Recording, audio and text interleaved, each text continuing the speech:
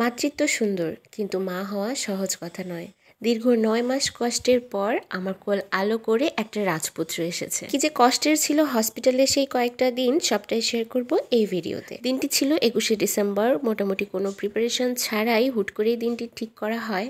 আর guys, বিশ্বাস করবেন কিনা জানি না, মাত্র কয়েক ঘন্টা পর আমার অপারেশন, আর এই সময় আমি একা একা যাচ্ছি হসপিটালে।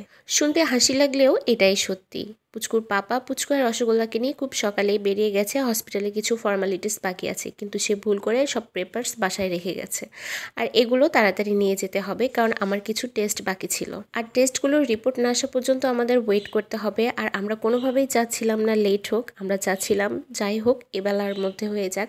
এদিকে বাসায় গোছগাছ বাকি, সবাই এখনও এসে উপস্থিত হয়নি। তো কিছু করার নেই, পেপারসগুলো নিয়ে আমি একা একাই হসপিটালে চলে গিয়েছি। আমার টেস্টগুলো করানোর পরে আমাকে স্যালাইন দিয়ে শুয়ে রাখা হয়েছে। আর এইদিকে আমার এই অবস্থা দেখে আমার রসগোল্লার ছুটাছুটি দেখে কি, সে একদম অস্থির হয়ে গেছে। সিস্টারকে বারবার হাত ধরে টেনে নিয়ে আসছিল আমার হাতের ক্যানোলাটা খুলে দেওয়ার জন্য। আর মাত্র কয়েক মিনিট পরে আমাকে ওটিতে নেওয়া হবে। এদিকে আমার বুকে মাথা রেখে আমার রসগোল্লাটা শান্তিতে ঘুমাচ্ছে।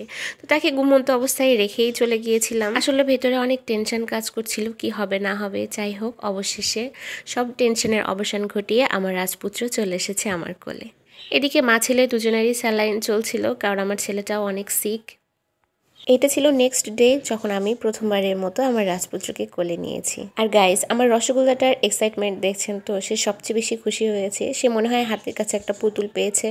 যখনই দেখছে কাছে ছুটে আসছে একটু আদর করার জন্য, একটু চুমু খাওয়ার জন্য। অনেক চেষ্টা করেও তাকে আটকে রাখা যাচ্ছে না, সে আদর করবেই। আর তার আদর করা দেখে তো তার বড় বোন, তাকেও ধরে রাখা যাচ্ছে না, যদিও সেও অনেক ছোট। পুচকুও বারবার ছুটে ছুটে আসছিল কোলে নেওয়ার জন্য, একটু আদর করার জন্য। আসলে কিছু করার নেই, তারা দুজনে অনেক ছোট। আর এত ছোট একটা বাচ্চা কাছে পেয়ে তারা তো মনে হয় হাতের কাছে একটা পুতুল পেয়েছে, পুতুলের মতো আদর করছে, চুমু খাচ্ছে। দুই বোনের এই কাণ্ডগুলা দেখে হাসিও লাগছিল, আবার ভয়ও লাগছিল। আদর করতে গিয়ে না আবার ব্যথা দিয়ে ফেলে। অনেক চেষ্টা করেও তাদের দূরে সরিয়ে রাখা যাচ্ছে না। যেখানেই বাবুকে নিয়ে ঘুম পাড়াচ্ছে, তো সেখানেই দুই বোন হাজির। তো যাই হোক, আর এটা ছিল থার্ড ডে। আমি ব্রেকফাস্ট করছিলাম। আসলে হসপিটালে বসে একদমই খেতে ইচ্ছে করছে না, তো আমি একটু একটু করে এখন হাঁটতে পারছি। আর আমরা যে কেবিনটা নিয়েছিলাম, এখান থেকে একদম সাহারা প্লাজা খুব সুন্দরভাবে দেখা যায়। যারা নাটোরে থাকেন তারা তো অবশ্যই চিনেন। আর একটা বাগানবিলাস গাছ দেখা যাচ্ছিল। আমি সকাল বিকাল তো এই গাছটাকেই শুধু দেখছিলাম। এত সুন্দর ফুল ফুটে আছে, মাশাআল্লাহ, দেখতে খুবই ভালো লাগছিল। আর এটা ছিল হসপিটালে আমাদের লাস্ট নাইট। যদি সব কিছু ঠিকঠাক থাকে তাহলে ইনশাল্লাহ আগামীকাল আমরা বাসায় চলে যাব। পুচকু আর রসগোল্লা দুজনই অনেক ছোট, কিন্তু আমার মেয়ে দুইটা মাশাআল্লাহ অনেক অনেক ভালো। দুজনই রাতের বেলা বাসায় গিয়ে ঘুমায়, কিন্তু লাস্ট নাইটে তারা খুব জিদ করছিল, তারা কিছুতেই বাসায় যাবে না, তারা হসপিটালে একটা রাত আমার কাছে থাকবে। কিন্তু আসলে রাখা সম্ভব হচ্ছিল না, একটু শীত, আর ফ্লোরে তো বেড করা সম্ভব না। তো যাই হোক, ওদেরকে অনেক বুঝিয়ে শুনিয়ে বাসায় পাঠিয়ে দিয়েছি। কিন্তু আমার রসগোল্লার খুশি দেখে কে, তাকে ধরে রাখা যাচ্ছিল না। সে ভাইকে আদর করবে, চুমু খাবে, বাসায় নিয়ে যাবে। কি এক্সাইটমেন্ট তার, আসলে এগুলো দেখলেও শান্তি লাগে। তো যাই হোক, দেখতে দেখতে 4টা দিন কিভাবে চলে গেল কিছুই বুঝতে পারলাম না। আলহামদুলিল্লাহ, আমার ছেলেটাও এখন মাশাআল্লাহ আগের থেকে অনেক ভালো আছে। তো যাই হোক, বাড়িতে যাওয়ার জন্য রেডি সেডি হয়ে বসে আছি। আর এদিকে রুমটাকে আর বাগানবিলাস গাছটাকে বাই বাই বলে আমিও বেরিয়ে পড়ছি বাড়ির উদ্দেশ্যে। তো যাই হোক, সব কিছু গোছগাছে সব কিছু নিচে নিয়ে গিয়েছে, আমি শুধু লাস্টে বের হচ্ছি। সব কিছু কত অদ্ভুত, তাই না? এই যে পেটে করে নিয়ে এসেছিলাম, আর এখন এই যে কোলে করে নিয়ে বাড়িতে যাচ্ছি।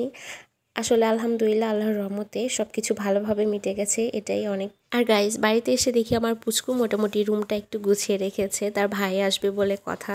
আর বাড়িতে আসার পর তার ভাইকে কে আগে কোলে নিবে এই নিয়ে তো দুই বোন ঝামেলা শুরু করে দিয়েছে। দুই বোন খুবই এক্সাইটেড। তো যাই হোক, সব কিছু একটু খেয়াল রাখতে হবে, কারণ সবাই অনেক ছোট। তো যাই হোক, সবাই আমার আর আমার পরিবারের জন্য দোয়া করবেন। আর ছোট 3টা বাচ্চা নিয়ে কেমন কাটছে আমার দিনগুলো, সব কিছু আসবে নেক্সট ভিডিওতে। তো সে পর্যন্ত সবাই ভালো থাকবেন আর আমাদের জন্য দোয়া করবেন। টেক কেয়ার, আল্লাহ হাফেজ।